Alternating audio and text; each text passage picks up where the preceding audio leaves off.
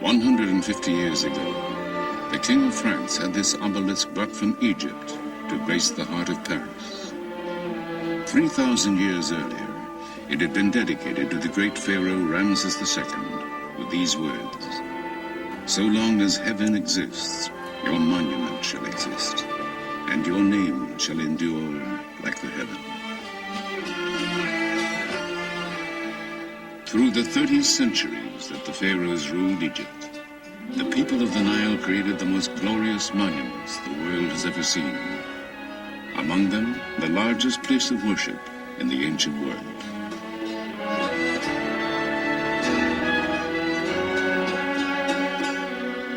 These miracles in stone were tributes to their gods and kings.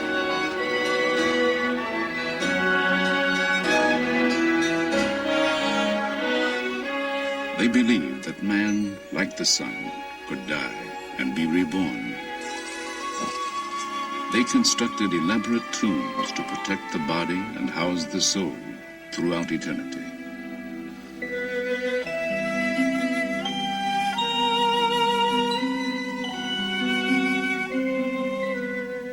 They created guides to the underworld, books of the dead to ensure immortality. And on their monuments, they left the testimony of their faith. These inscriptions are keys with which we unlock the secrets of ancient Egypt. Ladies and gentlemen, now we are in the temple of the Queen Hatshepsut. And as they have since the days of Herodotus, Antony and Cleopatra, thousands journey here to see these wonders.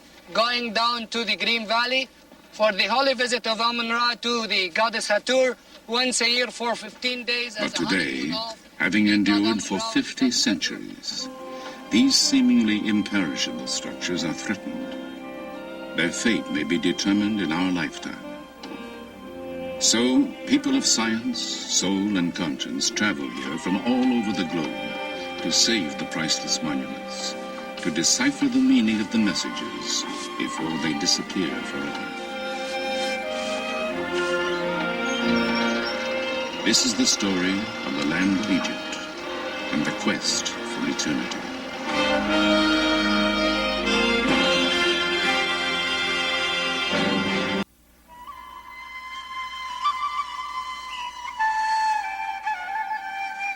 The Nile,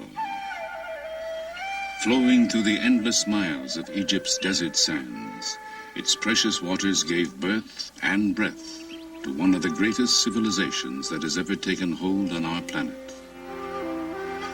Hail to you, O Nile, went an ancient hymn. Sprung from earth, come to nourish Egypt, food provider, bounty maker, who creates all that is good. The river's annual flooding left rich deposits of silt. Utilizing it, farmers developed a settled life.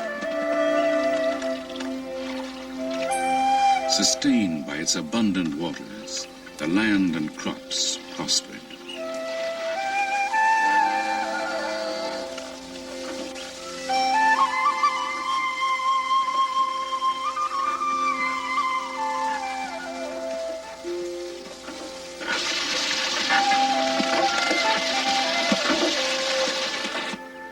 Even mud from the Nile's banks provided the people with material for everything from clay pots to the bricks with which they built their homes.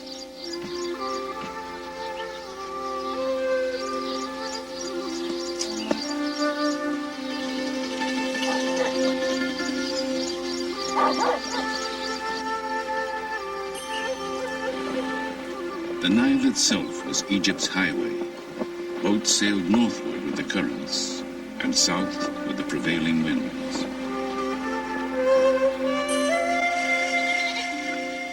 To predict the time when the river would overflow, the ancients developed a calendar. Our own evolved from it.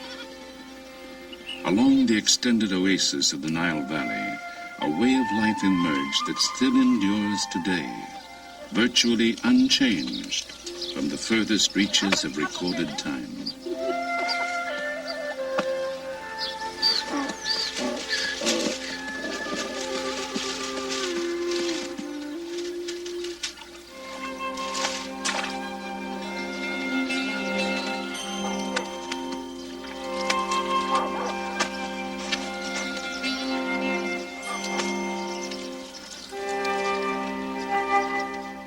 And in the time of the Nile's annual flooding, when the farmers could not till their fields, they built the pyramids, tombs for their pharaohs.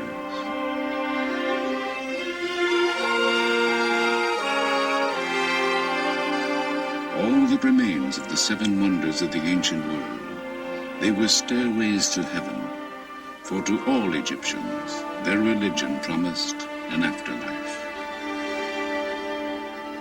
The largest monument ever constructed, the Great Pyramid, contains more than 2 million immense limestone blocks, each weighing over 2 tons. 100,000 men toiled for 20 years without wheel, horse, or iron tools to create it, that their pharaoh might join the sun god and live in eternity. This dedication to gods and kings was to sustain the Egypt of the pharaohs for 3,000 years.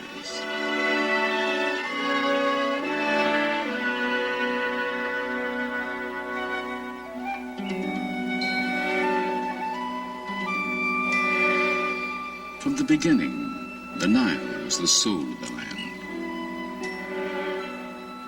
The lotus growing on the riverbanks symbolized the people of Upper Egypt. The papyrus, shimmering in the marshes of the delta, was the symbol of Lower Egypt.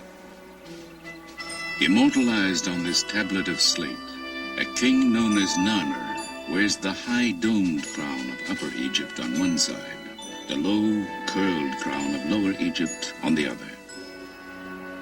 It commemorates his unification of the two lands to create the nation of Egypt in 3100 BC.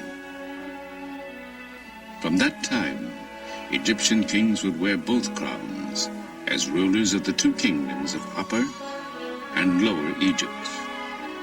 The two lands have remained linked from Narmer's time to the present.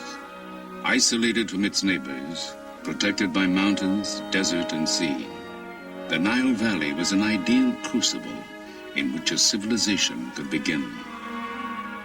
Traces of those beginnings can be found in the city of Meccan. The site, still populated today, holds evidence of habitation stretching back 6,000 years.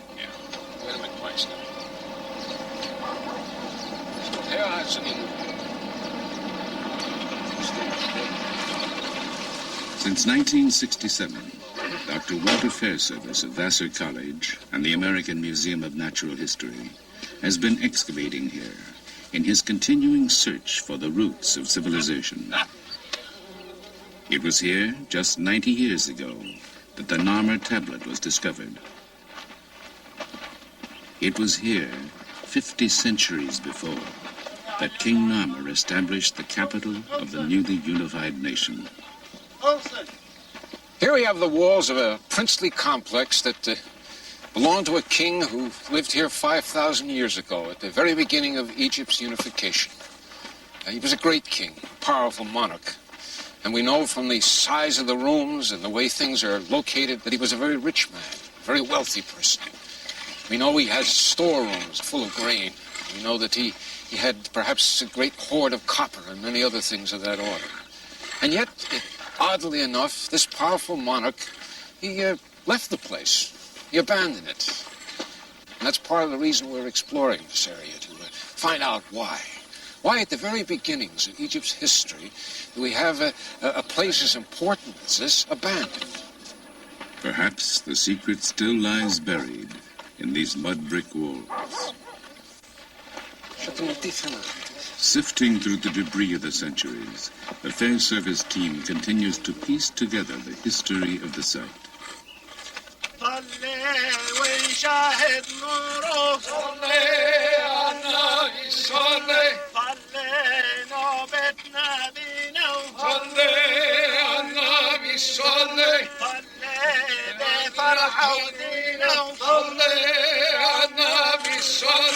Many threads bind Egyptian prehistory and history, but none is stronger than the belief in immortality.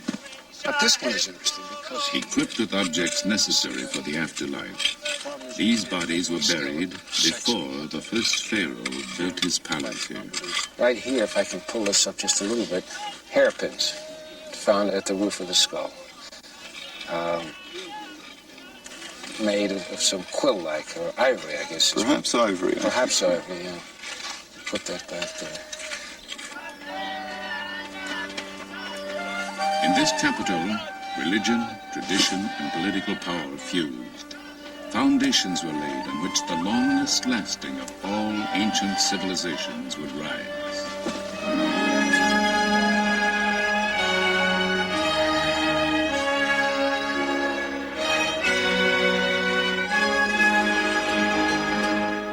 2,000 years later, Egypt's religious capital was Thebes, one of the richest, most powerful cities on earth.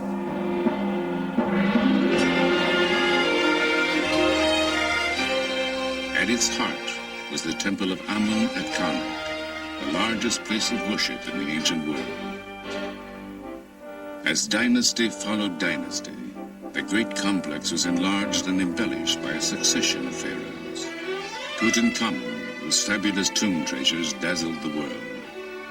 A female pharaoh, Hatshepsut, called the first great woman in history.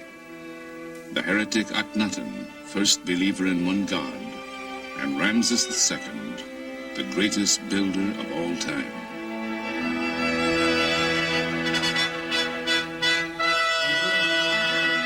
Called Ramses the Great, Pharaoh, while Egypt's power and prosperity flourished, this warrior king was to rule for 67 years, bring peace to the empire, father nearly 200 children, and leave his mark on fully half the monuments in Egypt. Ramses was only about 20 when his father, Seti I, died in 1290 BC. Seti had ordered his funerary temple built at Abydos. One of Ramses' first acts as pharaoh was to travel there to complete it.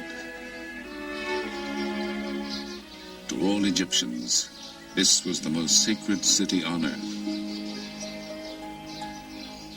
Here, drawn by some mystical identification with Abydos and the long-dead pharaoh, an extraordinary woman known as Seti was to come 3,000 years later. With a group of fellow Egyptologists, she celebrates her 77th birthday. Happy birthday, Seti. Happy birthday to you. Well, thank you very much. Not exactly You certainly made it a happy birthday. Make a speech. Make a speech. How lovely. I am. I'm afraid it was a mass-produced one, but... Never mind, that won't matter. My heart, my mother, my heart, my mother, my heart, whereby I came into being. Do not stand up and witness against me at the judgment. I think that's the text. It should be. You got it. Oh, thank you very much. To Seti at her 77th, on her way to 110. Thank you. Let us drink to our dear old friend Ramses II. Born Dorothy Eady in England, she says something called her here from the time she was a child. She came here 50 years ago, married an Egyptian, and had a son whom she named Seti. From then on, she was known as Seti, which means Mother at Seti. She has devoted the last 30 years of her life to the study of Seti I's temple and become an expert on him and Ramses II. Ramses tells that he came to Abydos alone, you see, in the first year of his reign after his father was dead. And he found that the decoration of this temple was incomplete. In the inscription, he says that I ordered the work of my father to be completed, and all the works which my father had started and were still incomplete, I had them finished. And then he goes on as if he's speaking to the soul of his father, you see, and telling him that all that Seti had wanted to do and died before completing, and all his plans and ambitions, Ramses would complete it. And he said, so long as I am ruling, it will be as though you are still on the throne. He was a nice fellow, and he was a very good son. When Seti came here for the Egyptian Department of Antiquities, the temple was in ruins. Its reconstruction became her passion. They confronted me with a pile of fragments of inscribed stone. There were over 2,000. Some were very small, some were very big.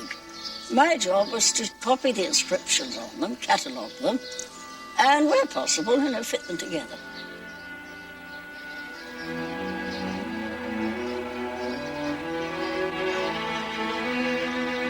The temple is vibrant with carvings that look as fresh today as when they were painted 3,000 years ago. Its walls tell the first known story of resurrection. Osiris, a mythical ruler, was killed and dismembered by his brother.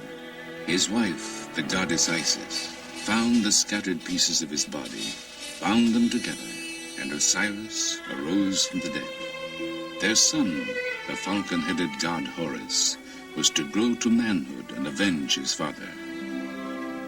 Anubis, jackal-headed god of embalming, was sent by the sun god to help Osiris live eternally.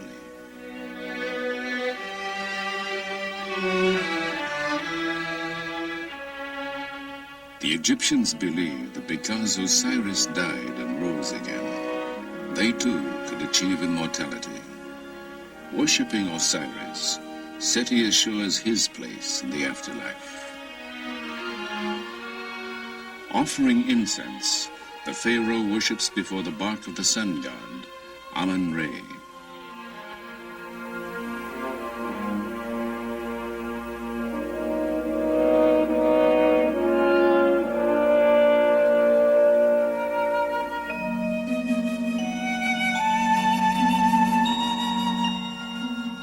Just as Seti offers bread, ducks, figs, and a pomegranate to Isis, Seti follows the ancient beliefs. Oh yes, every year at the great feast, and again on the birthday of the gods Osiris and Isis, I come here with offerings of wine, bread, and incense. Oh, I love coming here. It's a place I really do feel at home.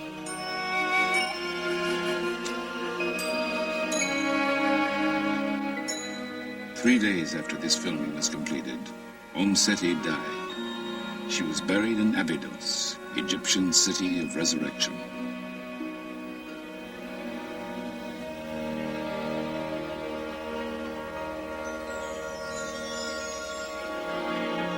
In the time of Ramses, the most powerful deity of the living was the sun god, Amun-Re. He was patron of the city of Thebes, located on the Nile between the first capital, Nekhen, and Abydos. On the east bank, where the sun rises, were temples dedicated to the sun god, Karnak and Luxor. On the west bank, where the sun buries itself each day, was a complex of tombs where royalty was buried, the Valley of the Kings and the Valley of the Queens.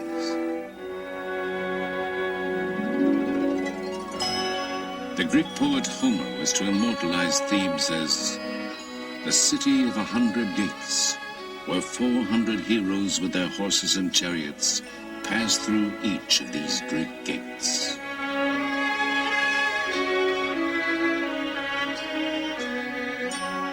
While Ramses reigned, Thebes was splendid. He ordered beautiful additions made to Luxor Temple, gigantic statues, obelisks, and courts dedicated to the glory of Amun-Re.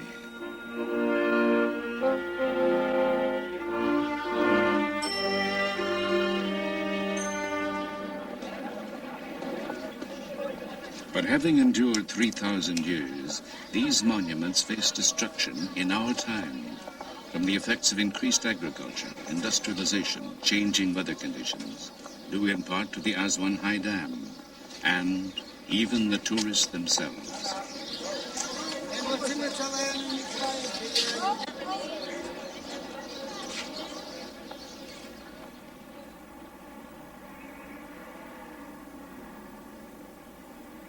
In 1924, in response to the impending crisis, the Oriental Institute at the University of Chicago established a permanent headquarters in Egypt.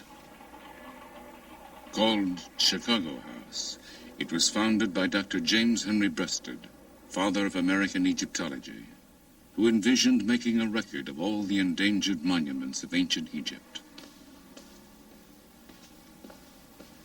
Today, Chicago House is under the direction of Dr. Lanny Bell. The scholars of Chicago House have undertaken a monumental labor called the Epigraphic Survey.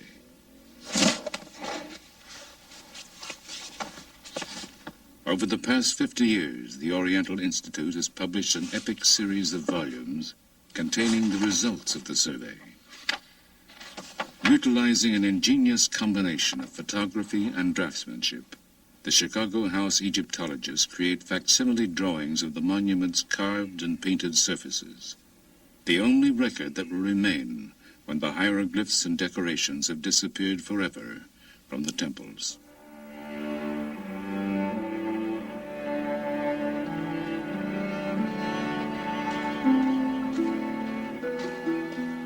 As Pharaoh succeeded Pharaoh, it was common practice for them to alter temples, taking credit for the work of their predecessors. By interpreting successive decorations, the Chicago House team is decoding the history of Luxor Temple. صباح الخير. صباح الخير بالليل. ازيكم؟ دكتور. كويسين؟ الحمد لله. سلامات. As the glory of pharaonic Egypt faded, people built houses inside the temple. Their debris buried much of it for 2,000 years. When excavation started 100 years ago, the stone walls were suddenly exposed to the air. Since then, salts leaching out of the stone combine with moisture in the air, creating crystals that slough off, taking the images with them. The salt on the walls makes our work urgent. The reliefs are being dissolved, so that within a period of 200 years, the temple will still stand, but all of the decorated surface will have flaked off. When they are gone, we want there to be a record as accurate as humanly possible of the decoration, so that scholars will be able to consult our drawings and be sure that the reliability is such that any questions they have about the decoration will be answered in our volumes.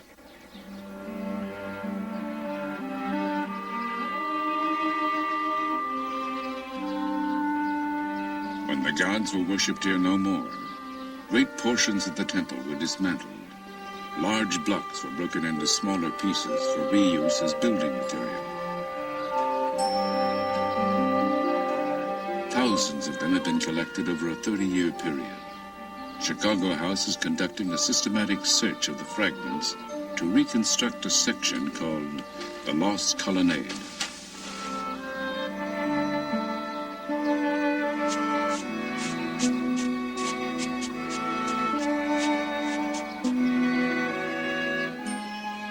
Finding a fragment that may fit, artist Ray Johnson makes notations, and the block is carefully photographed.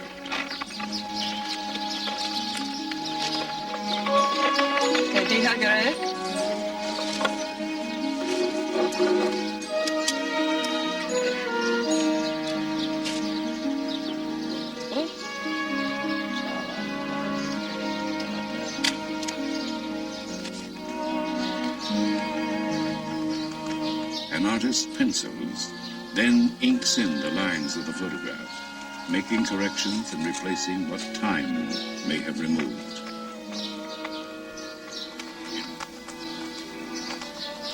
Then the artist fits the photograph into his rendering of the wall.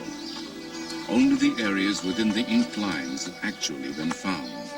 But from the salvage fragments, it is sometimes possible to reconstruct the entire design created by the original artist 3,000 years ago.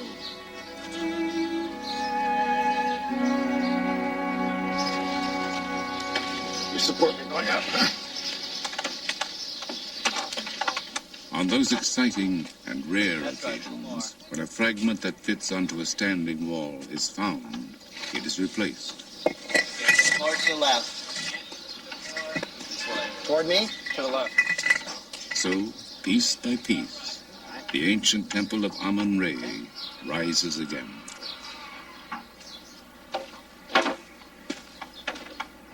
The investigations at Chicago House have revealed that the colonnade of Luxor Temple is the major standing monument of Tutankhamun. To completely evaluate its architectural history, the inscriptions at the top of the structure must be photographed. Ladders reaching 5 stories high have been assembled.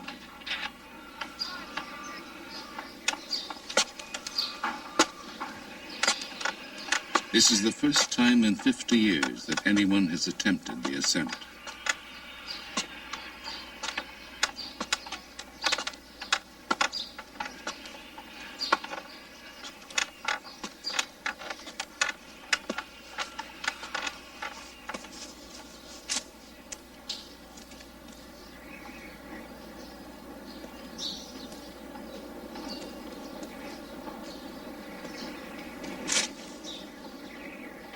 On the 70-foot-high columns, Dr. Bell studies the techniques used by the artisans of antiquity. Here they inserted wooden blocks to stabilize the structure as they fitted it together.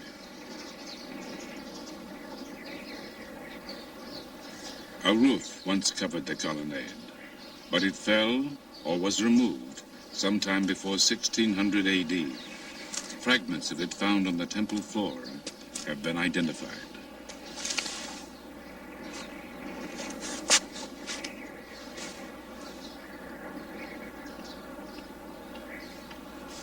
In assessing the temple's past, Dr. Bell's thoughts inevitably turn to its future.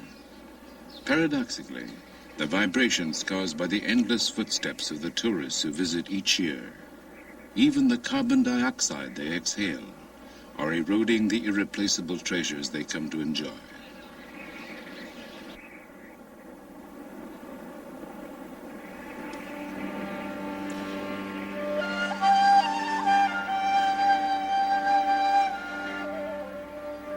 Chicago House studies have revealed that 100 years after Tutankhamun built this structure, Ramses II systematically erased his predecessor's name and replaced it with his own, naively assuming he could deceive the gods and take credit for the colonnade's construction.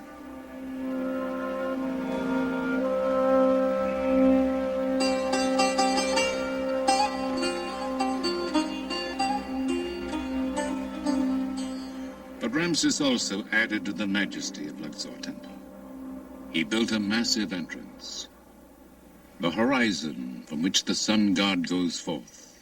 From reliefs we can reconstruct a dazzling annual festival, the Feast of Opet.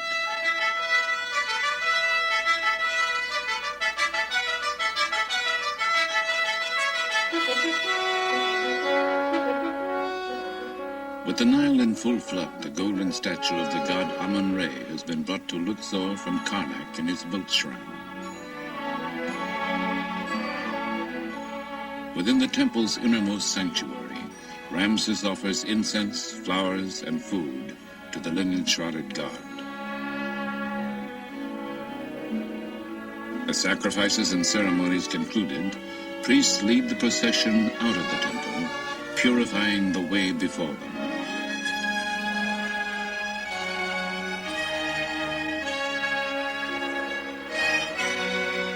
Thousands of citizens crowd the waterfront to see musicians, Nubian dancers, soldiers, and priestesses accompany the procession along the Nile.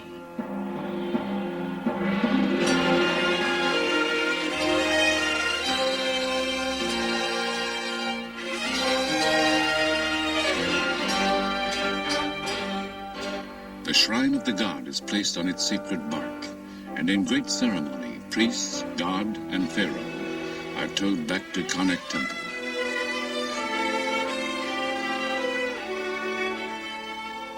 Ramses' favorite queen, Nefertari, and the royal princesses greet the procession as it arrives. Concluding nearly a month of worship and revelry, the royal couple enters the great temple of Amun at Karnak.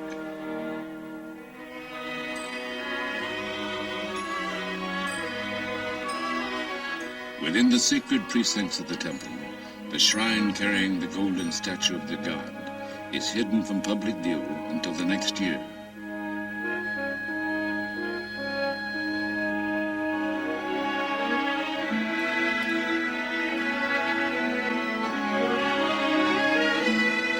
Symbolically renewed and reborn, the divine King Ramses advances toward the innermost reaches of the temple, where no common mortals are allowed to venture. Begun by his father, Seti I, this awesome hall was completed by Ramses. A soaring forest of stone, it is created of 134 pillars, some of them 80 feet high.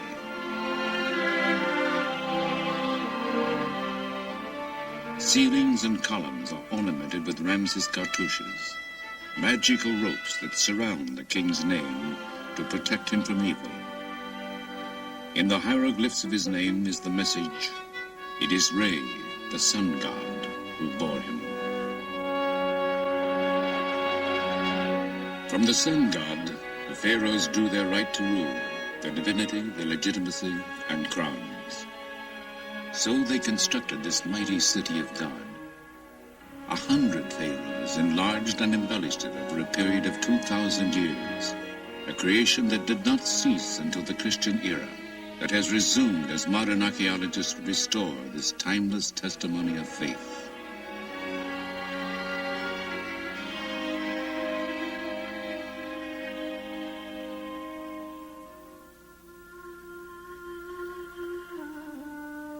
Across the Nile stretches the land of the dead. Here, in mystical imitation of the setting sun, the bodies of the deceased were laid to rest, that they might rise again as the sun did each day.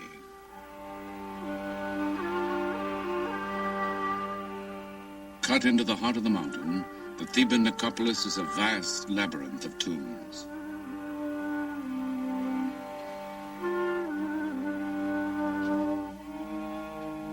Here, Ramses' architects built his splendid mortuary temple, the Ramesseum. In its forecourt lie huge fragments of his colossal statue, 1,000 tons of granite that once rose 57 feet in height, that inspired Shelley's sonnet Ozymandias, in which he called the pharaoh King of Kings.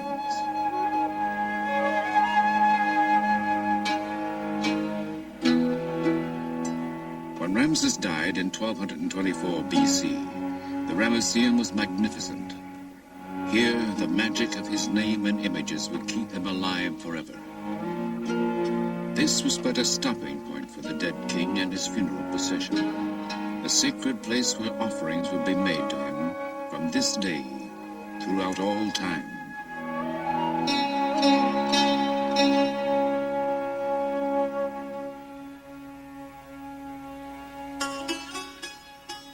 Though mourners wept, they knew that if properly provided for, one could live forever. So they carried with them everything the dead might need for the voyage through eternity. For a king, there would be boats in which he could sail endlessly on the Nile.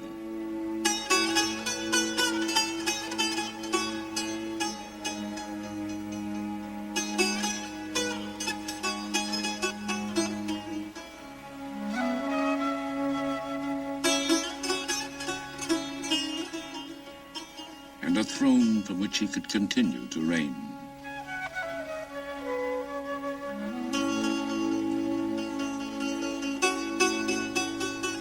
Even magical figures would be provided to do his bidding in the afterlife.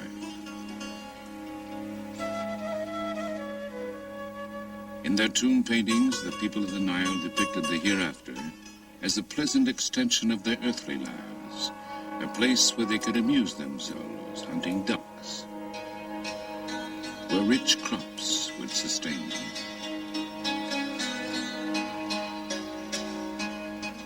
The deceased carried with them books of the dead.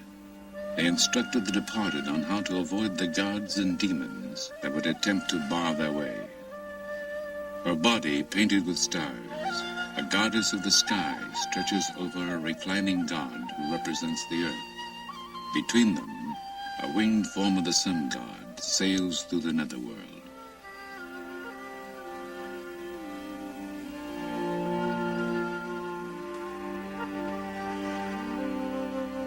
The divine ibis-headed scribe Thoth makes notes as the deeds of the deceased are weighed on the scale of justice. In an address to the gods, the departed will assert his innocence. I am pure of mouth and hands, without sin, without guilt, without evil. Those who were judged to be without sin could join Osiris to dwell in the happy land of the setting sun. But most important, there must be a body to which the soul can return. Anubis, god of embalming, prepares the body for the life to come. So Ramses' mummy would have gone to his tomb after a priest pronounced over it, "You will live again, forever."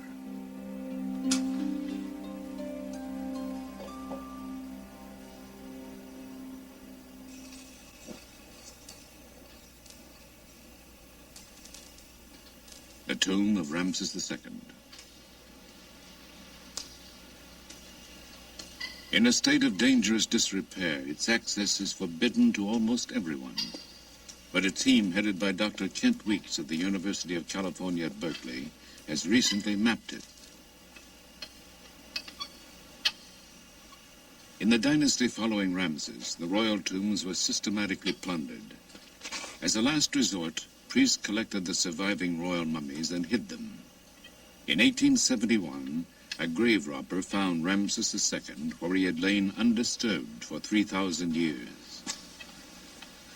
Reclaimed by the Egyptian government, the mummy of Ramses now reposes in the Cairo Museum, far from the Valley of the Kings.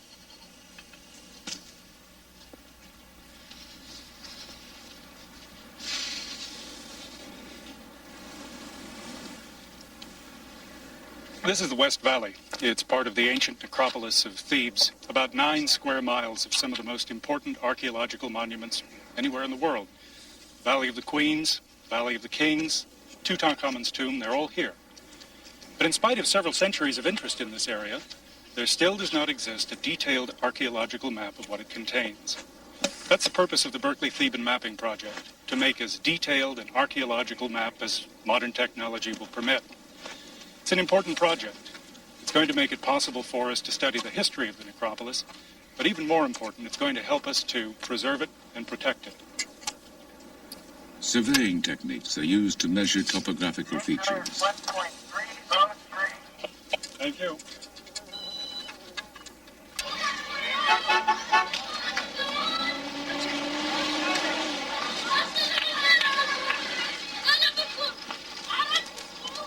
At headquarters in a village below the necropolis, the team reviews its findings. Okay. Can you see Q2 there above the temple at Deir Medina? Aerial photographs are used to plan tomb mapping for the next day in the Valley of the Queens. Right above the temple. Yeah, right there. Okay, that's the first point we'll occupy tomorrow morning. When surface measurements are combined with plans of the tombs, they will create new and revolutionary three-dimensional maps. These will make it easier to find correlations between the geography and the locations of the known tombs, and perhaps enable scientists to find tombs still undiscovered. Let's drop everything here, Dave, and then we can send it on down. Why don't you and Jenny go on down? We'll start passing stuff to you. Dave, why don't you choose what we have to take down, and we'll leave the rest up here. All right. I'll get the lantern. Not you.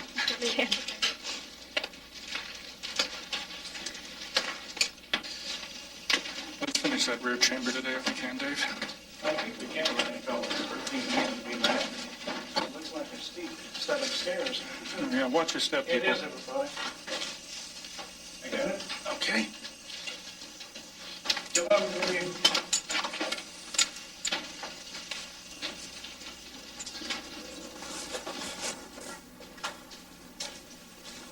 Standard surveying techniques are used to obtain the dimensions of each chamber. Every archaeological detail will be drawn and recorded.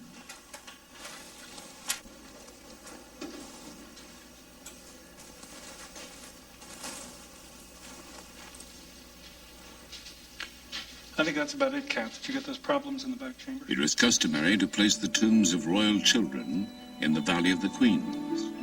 This is the tomb of a young prince, son of Ramses III.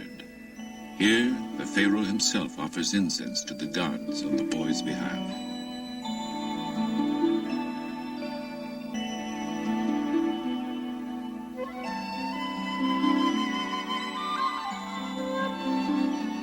In these touching scenes, the pharaoh leads his 9-year-old son into the presence of the divinities of the underworld. Carrying the feather of truth, the boy obediently follows his father.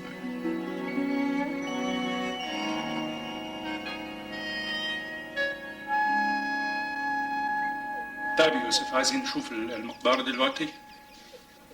كويس. It is believed the ancient sculptors and painters lit the interiors of tombs and temples with polished metal reflectors used as mirrors. And these scenes were filmed under the same conditions. نور هناك؟ كويس. شوف المراية تاني. شكرا. شكرا جدا. This is the tomb of Nefertari. Though Ramses had at least 4 royal wives, she remained his favorite. Due to humidity caused by increased irrigation in nearby farmland, the exquisite murals of her tomb are flaking off.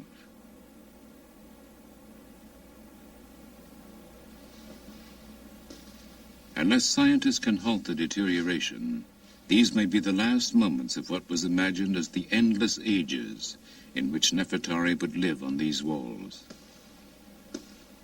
This was the woman with whom Ramses believed he would go through eternity, to whom these words were written. The princess, rich in grace, lady of affection, sweet with love, mistress of the 2 lands, songstress of the beautiful countenance, greatest in the harem of the lord of the palace. All that you say will be done for you. Everything beautiful according to your wish. All your words bring contentment to the face, wherefore men love to hear your voice. These tributes speak to us of love and hope, a people and a civilization that soared brilliantly and then was eclipsed.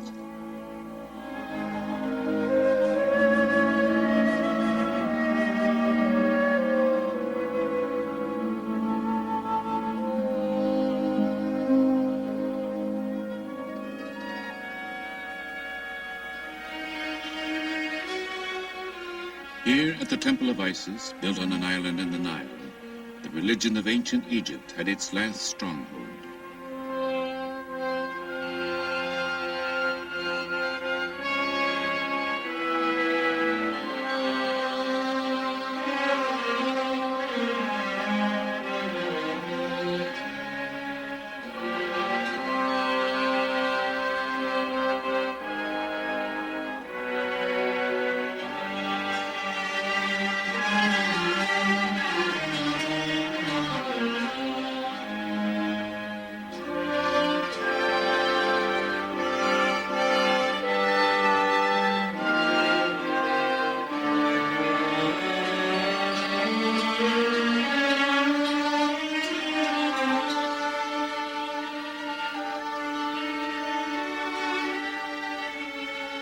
After 332 BC, the Greek Ptolemies would reign as the last dynasty of pharaohs.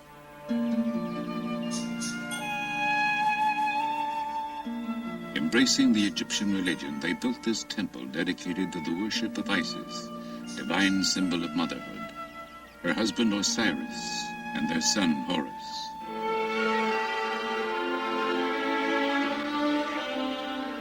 Their stories are told and retold on the temple walls. But the story of another holy family was to sweep over Egypt. The carvings, now considered pagan, were chiseled away. Christianity became the state religion, and in the 6th century, this temple became a Christian church.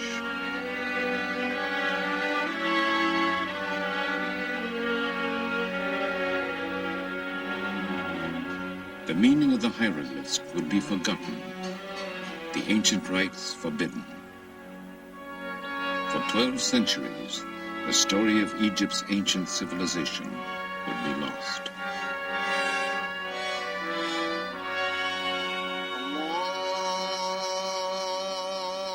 In 640, Islam and the teachings of Muhammad swept over the country. A succession of foreigners was to rule until 1952, when revolution restored full independence to Egypt after 2,000 years.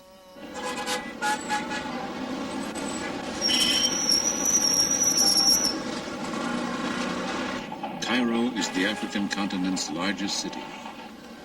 Vexed by 20th century problems of explosive growth, pollution, economic and political difficulties, Cairo, like Egypt itself, survives through the resilience, humor, and vigor of its people.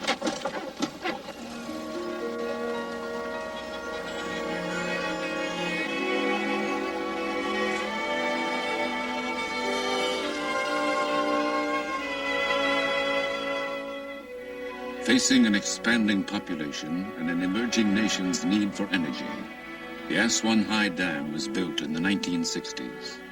With 17 times the material contained in the Great Pyramid, the dam is a monument to the new nationalism and what some would call the 20th century religion, technology.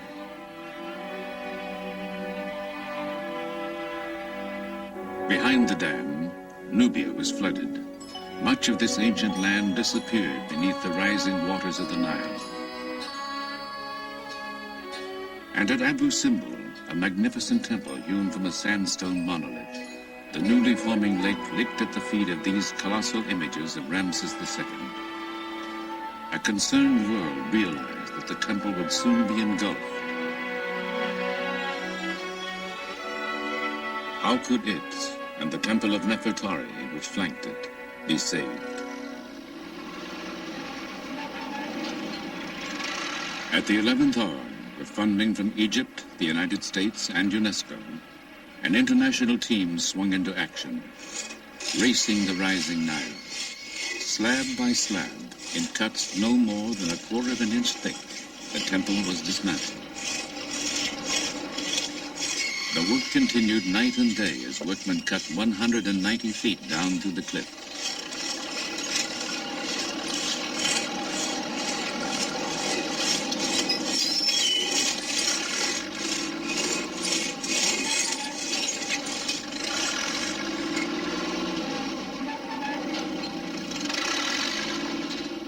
Coded for storage, the sections made a giant jigsaw puzzle.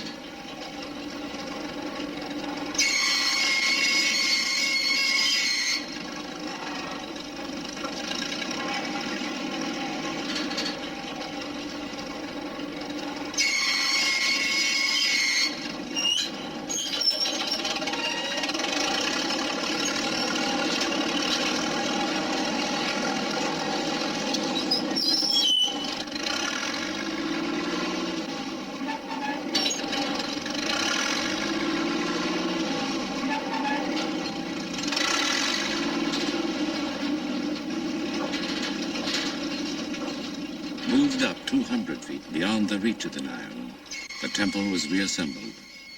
The precision of watchmakers was applied to the colossi, reconstructed to an accuracy of 1/10 of an inch.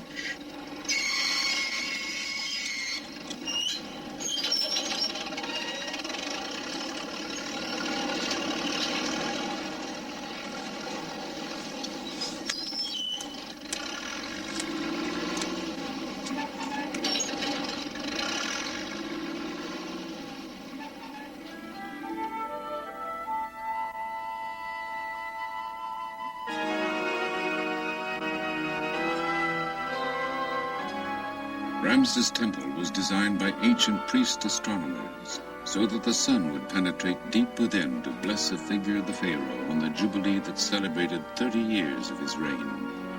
In our time, engineers have resituated the temple so that the sun still streams in on the pharaoh on each anniversary of that day, 3,200 years ago.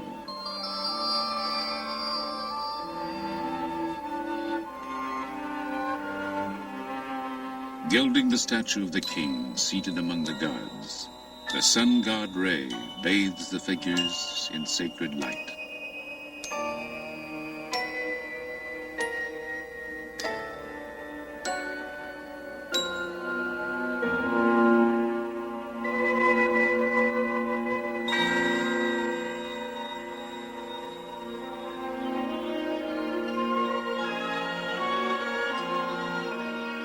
Why have people come here since the days of ancient Greece and Rome?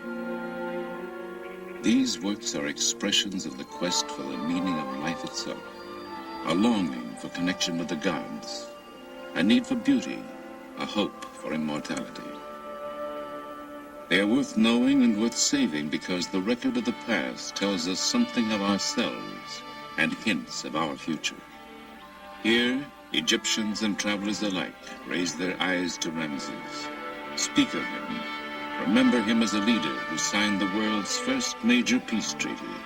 It reads, "Beginning with this day, in order to bring about good peace and good brotherhood between us forever, he is in peace with me, and I am in brotherhood with him, and I am in peace with him forever." In the religion of the ancient Egyptians, to speak of the dead is to make them live again. For Ramses, the quest for eternity has been fulfilled.